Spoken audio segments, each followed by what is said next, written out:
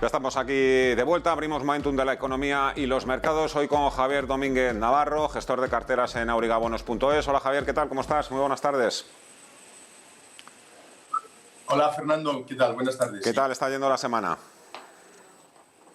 ¿Tranquilita? Bien, bueno, empezamos el lunes, empezamos duro, porque vimos máximos en bonos, al menos, vimos máximos tanto en la renta, en el bono americano como el alemán, máximos elevados. Y sin embargo, bueno, pues es que estamos en esta época en la que estamos, vamos 2 pasos para adelante y 3 para atrás y así estamos. Entonces, hoy sencillamente nos vemos un día un poquito más optimista, digo, en términos de rentabilidades y de las bolsas y todo eso, pero vamos como gatos y como pollos sin cabeza. La verdad es que los mercados están con una enorme volatilidad y no sabemos a qué atenernos.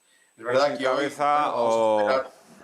Como pollo sin cabeza, decir, o más perdidos que un pulpo en un garaje, que también nos puede venir también perfectamente. Tal cual. Saludamos también a José Manuel Pazos, CEO de Omega IGF. Hola José Manuel, ¿qué tal? ¿Cómo estás? Muy buenas tardes. ¿Qué tal? Buenas tardes, Fernando. Hablamos mucho de la bolsa, de los bonos, pero ha cobrado también muchísimo sentido el control del riesgo de las divisas, un campo que tú dominas. Madre mía, porque ahí tenemos también unos movimientos brutales, salvajes, como no se habían visto en muchísimas décadas. Sí, hombre, ahí, si me haces, me invitas a hacer un poco el foco en lo que pasa en los mercados de divisas, pues yo creo que ha pasado algo relativamente singular en las últimas semanas, que hemos venido viendo básicamente un euro débil durante mucho tiempo, en un cierto goteo, con un no gran incremento de volatilidad, y lo que ha ocurrido hace unas semanas a esta parte es que es el dólar el que ha tomado el protagonismo, claro. El dólar está presente en el 90% de las transacciones de divisas del mundo y el euro puede estar presente en 34%, 35%. La diferencia es tan significativa que cuando es el dólar el motor de lo que está ocurriendo en los mercados de divisas y no el euro, como venía siendo hasta ahora, pues todo el mundo se agarra bien al asiento y se asegura que tiene puesto el cinturón de seguridad, porque es evidente que a partir de ahí hay más volatilidad, los movimientos pueden ser mucho más intensos y además arrastrar a todo el mercado detrás. No es lo mismo cuando le ocurre al euro que le ocurre al dólar. Pero bueno, estabais haciendo un poco la reflexión ahora con Javier de definir un poco cómo estaba la semana. Y la verdad es que, como tú sabes, yo trabajo mucho en el mundo de la empresa y bueno, efectivamente estamos muy preocupados por el corto o preocupados porque quien más o quien menos ha ido aprendiendo a hacer sus deberes, pero la dificultad está en visualizar qué nos espera en el año 2023 y todavía peor en el año 2024. Cada vez las empresas están pensando más en el año, o sea, no en este año ya, que para bien o para mal, pues ya está mucho escrito, sino en lo que puede ocurrir en un horizonte más lejano y el nivel de incertidumbre es máximo. Efectivamente, no hay. Lo que puede haber es inquietud por lo que está sucediendo ahora mismo en el presente, pero hay miedo por lo que podrá venir después. Bueno, qué momento tan interesante y tan peligroso al mismo tiempo. Dentro de 2 horas se publica el dato de la jornada y de la semana, Javier. Ese dato de inflación en Estados Unidos. Cruzamos los dedos para que baje del 8,5%. Como sea al revés, desde luego, porque vamos a tener mucho lío, Sí, si no baja, si no se va al 8,1, que es lo esperado por el mercado, desde luego, si sube, va a ser una sangría, y es verdad. De todas maneras, ahora mismo ha habido un cambio con el tema de la inflación. No ha habido un cambio, sino que en los Estados Unidos, ya digo, que los anglosajones, como siempre suelo comentar, son muy centrados en conseguir objetivos concretos y ponen toda la carne en el asador. En este caso concreto, además, detrás de la Fed ahora está Biden, que está empezando a ver que se le acercan las elecciones de noviembre y que en los polls, en las sondeos, le están penalizando muchísimo el tema de la inflación. Y considera Biden que este tema de la inflación va a ser capital a la hora de las nuevas elecciones que se le van a acercar, las midterms, estas que hay. Creo que es en noviembre, pero vamos, son Senado y Congreso, en fin, son importantes y ahí los republicanos están echando la carne al asador. Quiere decir que cuando Biden además sujeta a Powell para que busque una rebaja de la inflación, se van a poner a la tarea y le van a dar bastante caña. Pero esperemos que efectivamente se reduzca. Si se reduce ahora, querrá decir que a lo mejor hemos dejado atrás ese punto de inflexión del 8,5 en Estados Unidos, que si nos vamos al 8,1, bueno, pues podríamos ver una rebaja paulatina en la inflación, que era la teoría inicial, que era el momento que estábamos comparando los plazos de hace un año contra los de ahora y que por tanto tenía un efecto de comparativo. Esperemos que así sea. De todas maneras, claro, tenemos por delante ahora todo el tema también de Ucrania, que vete a saber cómo va. Parece que está un poquito encarrilado, pero es que en cualquier momento puede dar un susto. Es que, de nuevo, es que estamos viviendo unos tiempos complicados.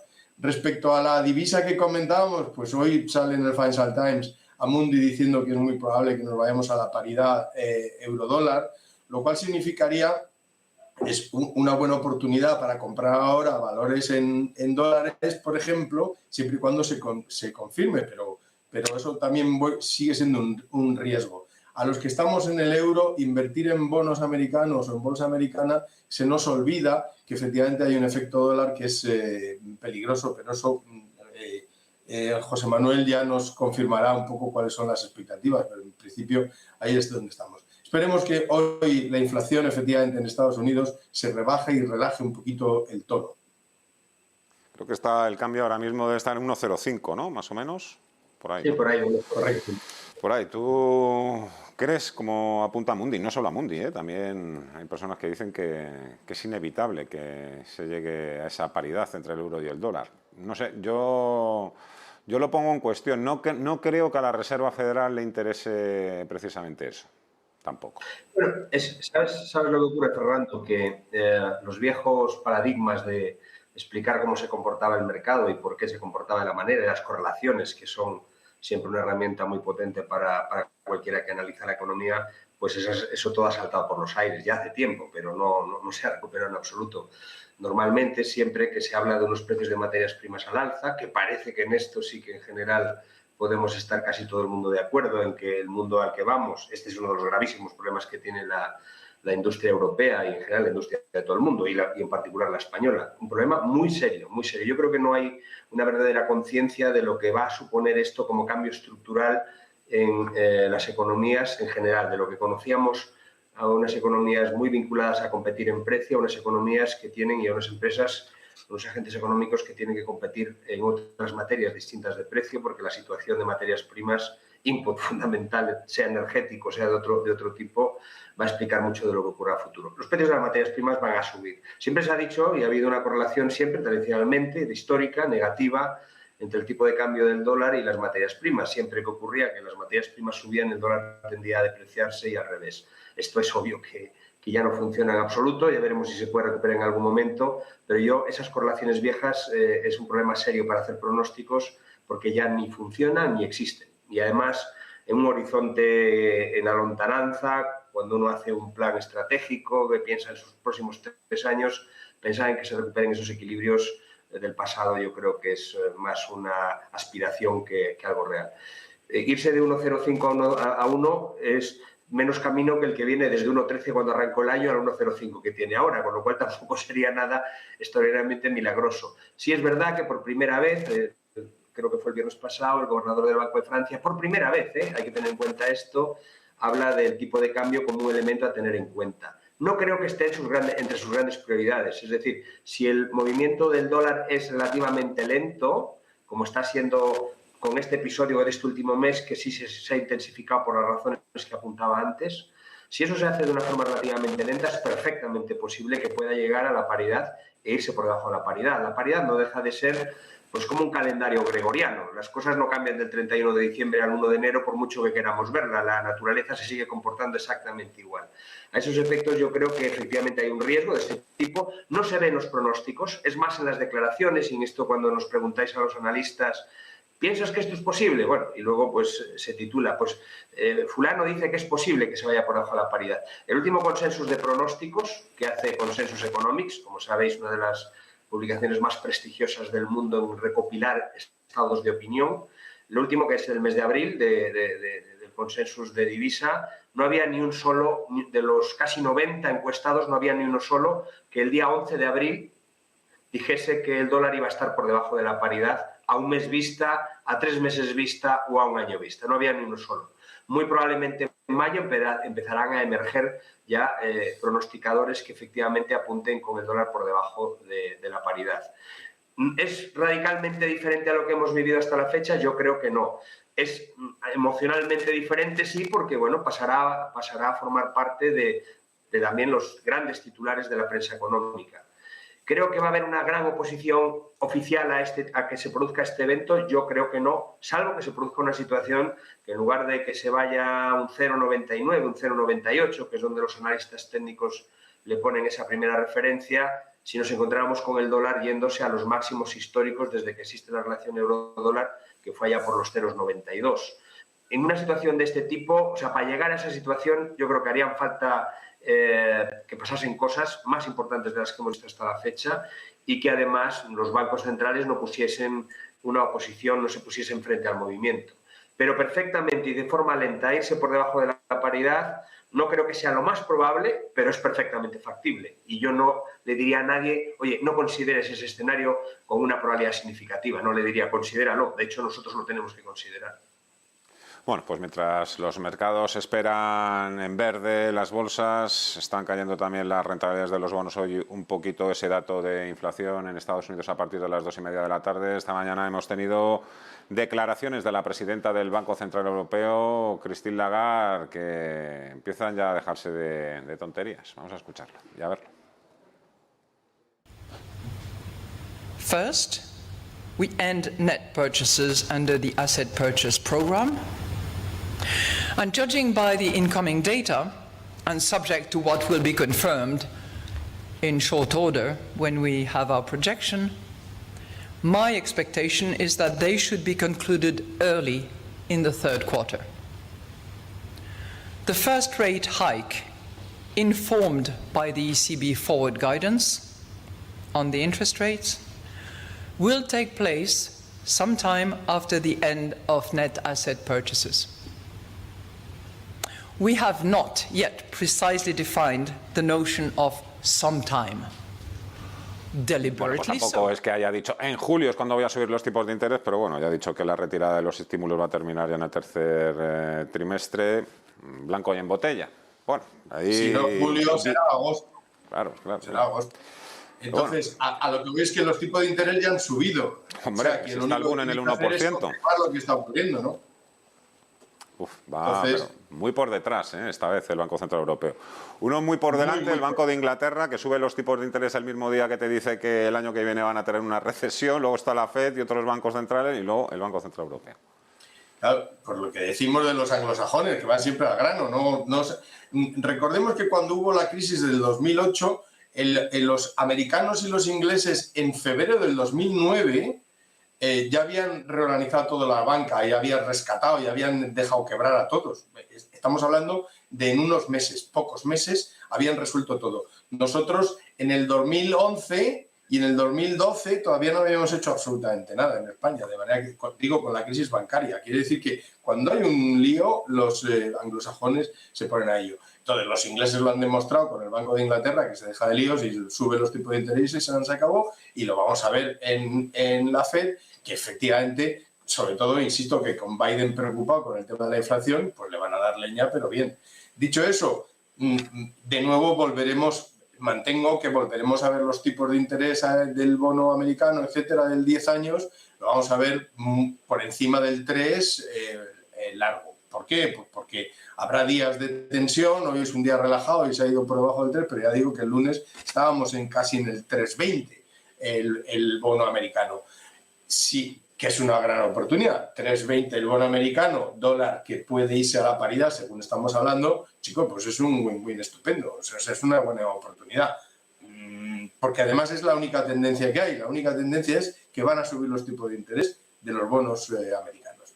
La equivocación sería comprarlo hoy y que mañana se te vayan al 3,10. De manera que entonces tienes un costo de oportunidad, pero está claro que esa es la tendencia. Y la señora Lagarde, pues efectivamente va a subir los tipos de interés como pues de otra forma. Es decir, que eso es una buena noticia para la banca. La banca, recordemos que ahora mismo los depósitos, al menos la española, los depósitos de los clientes le cuestan dejarlos en el Banco Central Europeo 50 puntos básicos. Y a partir del momento en que el Banco Central Europeo suba los tipos de interés, ese menos 50 se va a ver rebajado y, por tanto, es una gran noticia para el sistema bancario europeo.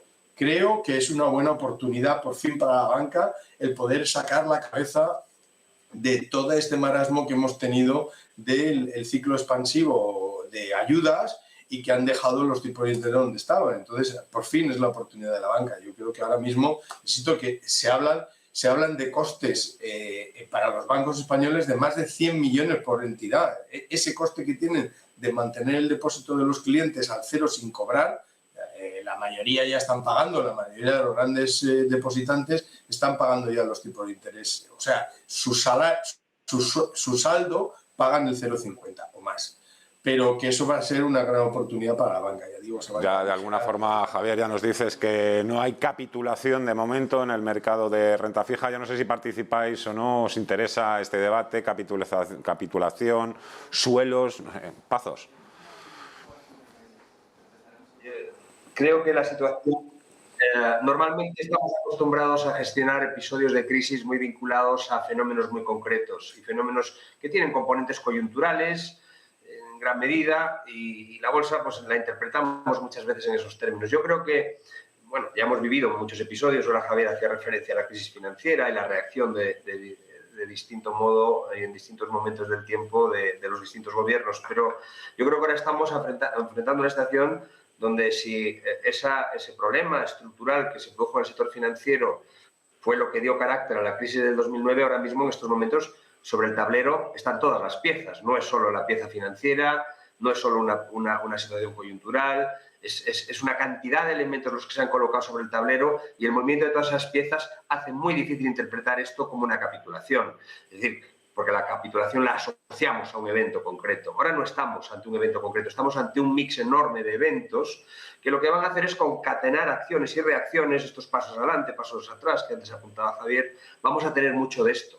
Pero el saldo neto, que esto es importante que empecemos a tomar conciencia, porque esto no se le dice a la gente, es que cada vez somos más pobres y lo que se tratará es de ver cómo se hace el reparto de los impactos. Es un papel muy importante el que tienen los gobiernos. Desde luego, poniendo precios administrativos, no creo que resolvamos precisamente los problemas, sino que lo único que hacemos es ponerle un parche. Yo creo que vamos a vivir episodios desde ese punto de vista muy singulares.